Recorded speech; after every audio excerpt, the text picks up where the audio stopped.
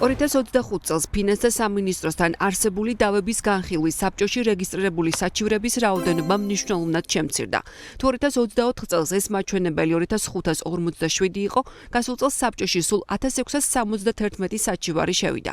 შემცირდა სადავო თანხის ჯამური მოცულობაც და მან 720 მილიონი ლარი შეადგინა, მაშინ როცა მაგალითად 2021 წელს ეს ციფრი რეკორდულ 1,8 მილიარდ ლარს აღწევდა. საგადასახადო საკითხებზე მომუშავე იურისტების ნაწილი საჩივრების შემცირებას რამდენიმე შესაძლო მიზეზით ხსნის.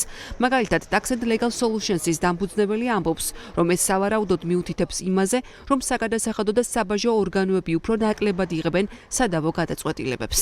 ერთგვაროვან დავებს ერთნაირად წყვეტს დავების განხილვის საბჭო, ხო და შესაბამისად დამკვიდრდა ერთგვაროვანი პრაქტიკა. ამან რაც საშუალება მოგვცე, რომ თვითონ საბაჟო და საგადასახადო ორგანოებმაც შეცვალეს ქცევა, დამოკიდებულება ამა თუ იმ საკითხების მიმართ. უკვე თქვა ეს სადავო გადაწყვეტილებებს აღარ იღებენ, იმიტომ რომ იციან რომ ის რო გასაჩივრდება, მაინც გაუქმდება დავების განხილვის საბჭოს მიერ და ასე თქვა თვითონ მოპასუხე ორგანოება შეცვალეს ქცევა და მეორე შემოსავლების სამსახურის ეტაპზევე იხსნება ბევრი საკითხი და ამიტომ მე ვფიქრობ, ამიტომ არის დაკლებული ფინანსის სამინისტროში საჩივრების რაოდენობა. აუდიტორების ნაწილი თვლის, რომ საჩივრების კლების ერთ-ერთი მიზეზი შესაძლოა 2025 წელს გააქტიურებული საგამოძიებო უწყების მუშაობა გახდა. დავით პაპიაშვილი ამბობს, რომ სისხლის სამართლებრივი დევნის დაწყების შიშმა ბიზნეს სიფრთხილისკენ უბიძგა, ამიტომ ბევრს ურჩევნია თანხა გადაიხადოს, ვიდრე იდავოს. 24 წელს ძალიან ბევრ გადამხდელს უარს ეუნებოდნენ საერთოდ ყოველგვარი დასაბუთების გარეშე, ბევრი საჩივარი მიდიოდა ფინანსთაში და ეს რაღაც ნაწილობრივ გამოსწორდა. თუმცა ეს არ ნიშნავს იმას, რომ ხარისხი გაუმჯობესდა დავების მნიშვნელოვნად ან რაღაცა სხვა ამან იქონია გავლენა. ანუ უფრო მეტად ყურადღებით ხდება დავების განხილვა. მეორე მიზეზი, რაც შეიძლება იყოს, ჩემი აზრით არის ის, რომ საერთო ფონი ქვეყანაში ძალიან ბევრ ბიზნესმენს უბიძგებდა იმას, რომ მან დავა მას რაც შეიძლება მალე დაემთავრებინა, ვინაიდან ჩვენ ვხედავთ, რომ 2025 წელს იგივე საგამოძიებო ორგანოების მხრიდან გააქტიურება მოხდა, 100,000-ზე მეტი დავალიანება გადამხდელებს, ვისაც ჰქონდა, ვის მიმართად სისხლის სამართლებრივი დევნა დაიწყო, ეს საქმეები გააქტიურდა და ბევრი გადამხდელი სვავდა კითხვას, რომ აი რო გავასაჩივროთ, ამას რამე გართულება ხო არ მოყვება, რაღაცა დევნა ხო არ დაიწყება და ასე შემდეგ.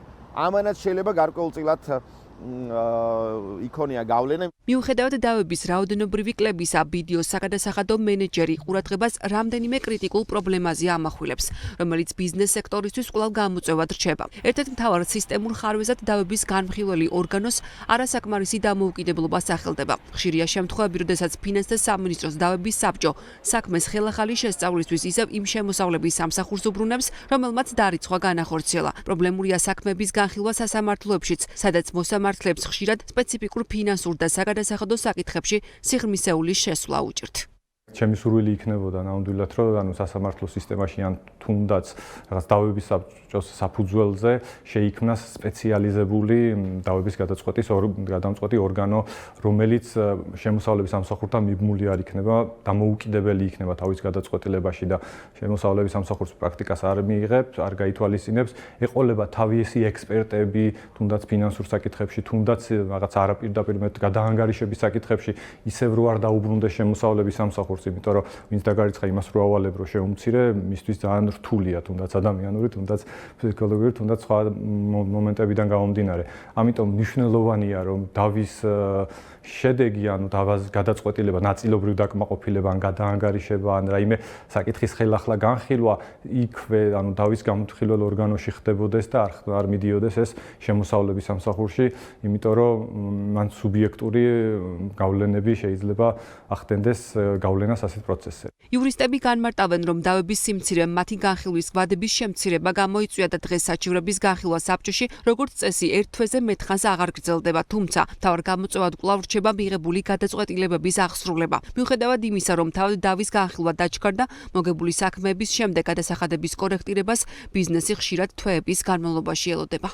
მიღებული გადაწყვეტილება, რომ დაუშვათ გადამხდელს შეუმცირდეს დარიცხული თანხები, ან რაღაც ხელახლა მოხდეს საკითხის შესწავლა, ამისი აღსრულება კლავინდებურად ძალიან დროში იწელება, ესე რომ ვთქვა და ეს პრობლემა ჩემი აზრით არ მოგვარებულა.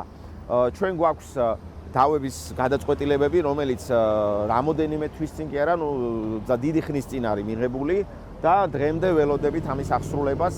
Რაღაც გაუმჯობესება შეიძლება მცირედით არის ამ ნაწილშიც, მაგრამ არსებითად ეს პრობლემა არ მოგვარებულა. უკეთესი იქნება თუ თვითონ დავის განხილველი ორგანოს გადაწყვეტილებაში ჩაიწერება რა ვადაში უნდა აღსრულდეს გადაწყვეტილება. აღსრულების საკითხიც რომ ასე ვთქვათ, გადაიჭრას სისტემაში, ხო? მე ვფიქრობ, რომ ძალიან ეფექტური იქნება ფინანსამისო სისტემაში დავების განხილვა და სასამართლოსაც მოაკლდება მნიშვნელოვნად საქმე, იმიტომ რომ ზოგი მაგალითად აგრძელებს დავას, ზოგი უკვე თulis რომ სისტემაში დავის გაგრძელებას აზრი აღარ აქვს და შემდეგ მიდის სასამართლოში. სასამართლო როგორი დატვირთულია, კარგად მოგეხსენებათ, იქ ნამდვილად დგას ისევ გაჭიანურების საკითხის განხილვის გაჭიანურების საკითხი პრობლემა, იმიტომ რომ ეხლა შეიძლება სარჩელი შეიტანო და მინიმუმ 1 წელი არც კი ჩაინიშნოს მოსამზადებელი სისტემა, არც კი დაიწყოს განხილვა. 2025 წლის სტატისტიკა აჩვენებს, რომ დავების უდიდესი ნაწილი 77% კვლავ კერძო სექტორზე მოდის. მიუხედავად საჩივრების რაოდენობრივი კლებისა, გადაწყვეტილების პროპორცია მომჩივანთა სასარგებლოდ კვლავ დაბალია. 2025 წლის სტატისტიკის მიხედვით, მომჩივანს მოთხოვნის დაკმაყოფილებაზე 73% შემთხვევაში უარი ეთქვა.